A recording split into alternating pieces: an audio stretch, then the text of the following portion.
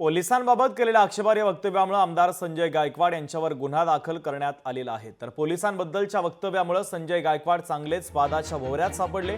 दरम्यान आता पोलिसांबाबत केलेल्या आक्षेपार्ह वक्तव्यासंदर्भात आमदार संजय गायकवाडांनी दिलगिरी व्यक्त केलेली आहे। माझ्या वक्तव्यामुळे जर त्यांच्या भावना दुखावल्या गेल्या असतील तर मी दिलगिरी व्यक्त करतो असं आता संजय गायकवाड यांनी लोकशाही मराठी सोबत बोलताना म्हटलंय।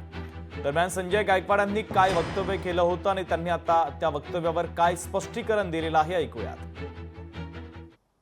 अरे पोलीस हा सारखं तर अकार्यक्षम डिपार्टमेंट भारतात म्हणजे आपल्या जे महाराष्ट्रात हे जगात कुठंच नसतं। पोलीस डिपार्टमेंट म्हणजे कोणताही शासनाने कायदा केला की यांचा एक हप्ता वाढला, गुटखा बंदी केली की यानं गुटखा तयारचा यांचा हप्ता वाढला, दारू बंद केली की यानं चालू करायची हप्ता वाढला। या राज्यातल्या पोलिसांनी देशातल्या पोलिसांनी जर इमानदारीने काम कधी केलं ना तर या जगातली सगळी गंदगी खतम होऊ शकते। यांनी फक्त प्रामाणिकपणे आपलं कर्तव्य सदर क्षणाखलनी करणं आहे एवढं फक्त यांनी चांगलं जर केलं ना तर सगळी गुन्हेगारी खतम होते।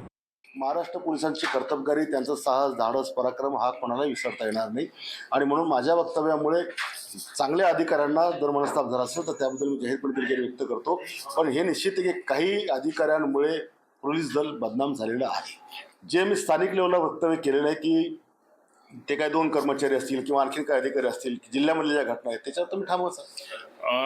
महाराष्ट्र पोलिसांच्या बद्दल मी जे काय बोललो ते शब्द मी माझ्या मागे घेत आहे।